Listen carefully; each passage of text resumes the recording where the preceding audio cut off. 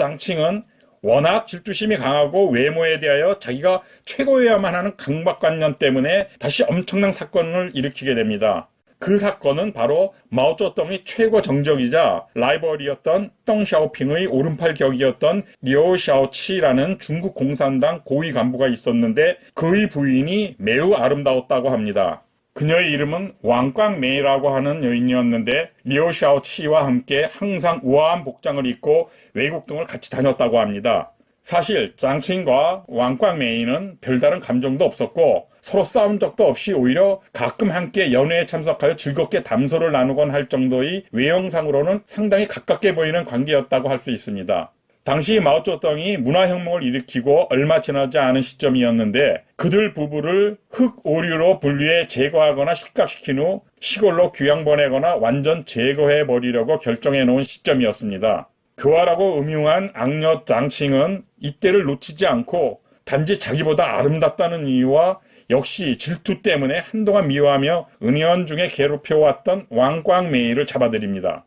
공산당 고위 간부들이 사는 쫑난하이에 위치한 그녀의 집으로 홍위병들을 사주하여 그녀의 딸이 교통사고를 당해 병원에 누워있으니 빨리 병원으로 오라는 거짓 전화를 걸게 합니다. 전화를 받고서 놀라 병원으로 뛰어나온 왕광메이를 홍위병들이 체포하여 그들이 관할하던 교도소에 수감해버린 후 수일 동안 짱칭이 사주한 대로 모진 고문을 가하는 등 잔인한 행위를 한 후 차마 죽이지는 못하고 석방하게 됩니다. 그러나 석방될 당시 왕광메이는 너무나 악랄하고 잔인한 고문을 받은 탓에 거의 하반신이 마비가 된 것처럼 심한 부상을 당한 상태였습니다. 문제는 그녀가 석방된 후에 더 큰 일이 벌어집니다. 왕광메이를 집에서 나오도록 하기 위해 거짓으로 교통사고를 당했다가 전화했던 그녀의 딸을 체포하여 역시 감옥에서 잔인한 고문을 당하게 했습니다. 중국에서는 그 딸 역시 짱칭이 보낸 측근들에게 잔인한 집단 성폭행을 당하기도 했다는 설이 많이 있긴 하지만 이 부분은 정확한 설은 아닙니다. 그러나 결국 그녀의 딸은 그들이 행한 잔인하고 악랄한 고문과 협박들을 이기지 못하고 하반신 마비가 되는 불행을 겪게 됩니다. 이와 동시에 왕광메이의 남편인 리오 샤오치도 체포된 후 석방되지 못하고 결국 옥사하게 됩니다. 당시 왕광메이는 그녀의 남편인 리오 샤오치와 함께 공직에 있었지만 체포하여 고문한 후 그녀의 모든 직함을 몰수하고 공직에서 쫓아내버렸습니다. 이럴 듯 짱칭은 자기 마음에 들지 않거나 혹은 사사로운 일들을 이유로 특히 여자들에게 잔인하고 악랄한 행위를 아무렇지도 않게 자행하며 폭군과 같은 행위를 진행했습니다. 그러나 누구도 감히 그의 이러한 행위를 막지 못한 것은 마오쩌둥이라는 남편 때문이기도 했지만 후에 사인방으로 알려진 혁명위원회 소속 소위원회의 막강한 파워 때문이었습니다. 짱칭의 악녀 같은 행위는 마치 정신병자의 이상행동 같은 잔인함을 더욱 심하게 보이기 시작합니다. 자기와 함께 연극과 배우 생활을 했기 때문에 자기가 젊은 시절 음탕하고 지저분하며 문란하기 짝이 없던 성생활에 대한 모든 것을 알고 있는 손웨이스의 입을 막기 위해 없애버리기로 작정합니다. 그리고 곧바로 홍위병들을 동원하여 그 계획을 실행에 옮기기 위해 체포해 오는데 문제는 그녀가 당시 중국 공산당의 2인자인 저원라이의 양녀였다는 사실입니다. 사실 짱칭이 손웨이스를 잡아들여 죽여버리려고 했던 이유는 자기의 흉을 속속들이 알고 있다는 이유도 있었지만 그보다 더 큰 이유는 저원라이에게 있었던 겁니다. 저원라이는 마오쩌둥이 짱칭과 결혼하려고 했을 때 그녀의 문란한 성행위 정력과 확실치는 않지만 국민당에 체포되었을 때 자기 안위를 위하여 공산당 내부의 비밀을 까발린 것 때문에 적극 반대했던 일에 큰 앙심을 품고 있었던 겁니다.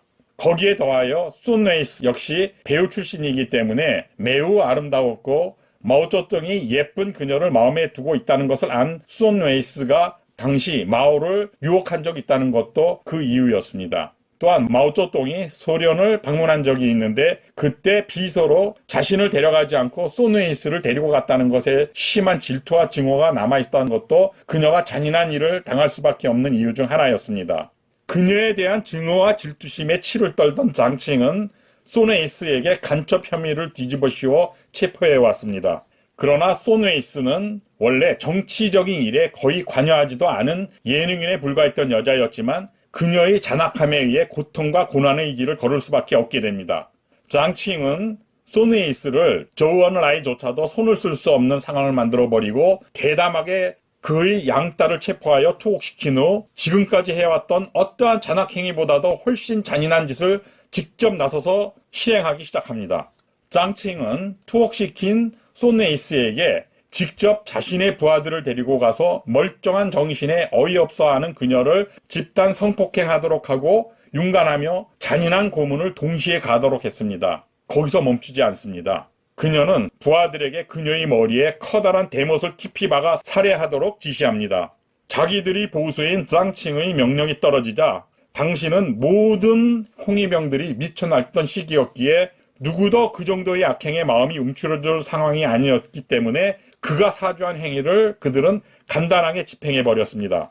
그리고 이 스토리는 마오쩌둥의 문화 대혁명이 기가 막힌 스토리들 중 가장 극악한 결과를 낳은 하나의 예로 남게 됩니다.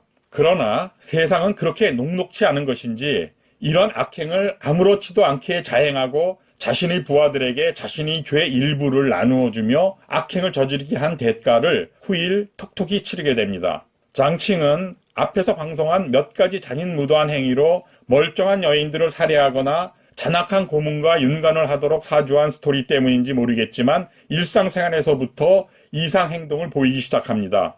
이때부터 장칭의 모든 행동과 사고방식은 정상 범주를 벗어나 있었고 그녀의 이러한 이상 행동과 이상한 지시를 받게 되는 측근들은 어쩔 줄 몰라 하면서 너무나 힘들게 생활할 수밖에 없었다고 합니다. 그리고 주위 사람들이 조금만 자신의 마음에 들지 않는 말이나 행동을 하는 행위가 보이면 가차없이 감옥에 투옥시키거나 또는 가혹한 형벌을 받도록 했었습니다. 당시에 짱칭의 잔악무도한 행위들은 끝이 안 보일 정도로 계속되었고 나이 어린 홍위병들에게 그들의 나이에는 도저히 하기 힘든 잔인하고 부적절한 행위들을 하도록 쉬지 않고 독려하며 직접 사주하기도 했었다고 합니다. 짱칭은 태어나면서부터 인생을 평범하게 살거나 편안한 삶을 보내기에는 무리가 있는 여자였다고 할 수 있습니다. 어찌 보면 약한 여자로서 당시 사회의 피해자였다고 말할 수도 있을 것 같다는 생각이 들기는 합니다. 앞에서 나왔던 4명의 악녀들은 모두 갑의 자리에 앉아 더욱 유리한 입장에 서려는 몸부림이었다는 것에서 짱칭과는 다소 거리가 있는 것 아닐까 하는 생각이 들기도 합니다.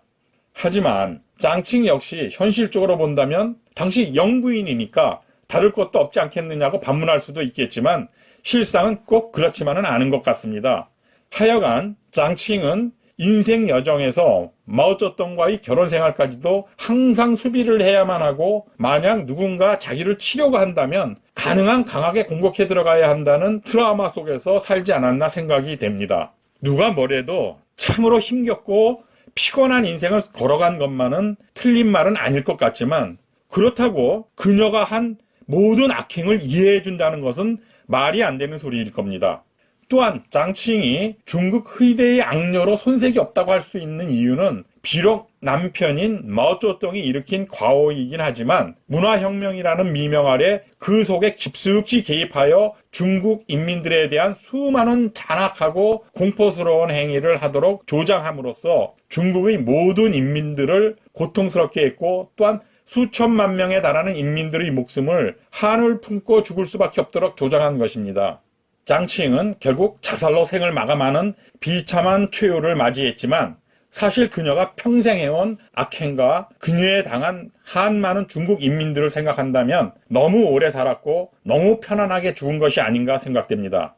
짱칭은 죽는 순간까지 덩샤오핑 등 어떻게 보면 그들이 있어서 자신도 살 수 있었던 사람들을 매우 저주하며 악랄한 내용의 유서를 남김으로써 모든 사람들이 그를 악녀로 되새길 수 있는 충분한 이유를 만들어 놓고 쓸쓸히 생을 마감했습니다. 결국 그녀의 모든 인생은 그녀 스스로 만든 업보 속에서 거기에 걸맞는 마무리를 한 것이 아닌가 생각됩니다. 이 방송은 여기서 마무리하도록 하겠습니다. 앞으로도 계속 시청자 여러분들이 즐겨하실 수 있는 컨텐츠를 가지고 함께 대화해 나갈 계획입니다. 편안한 시청 되셨다면 구독과 좋아요를 부탁드리며 방송을 마치도록 하겠습니다. 대단히 감사합니다.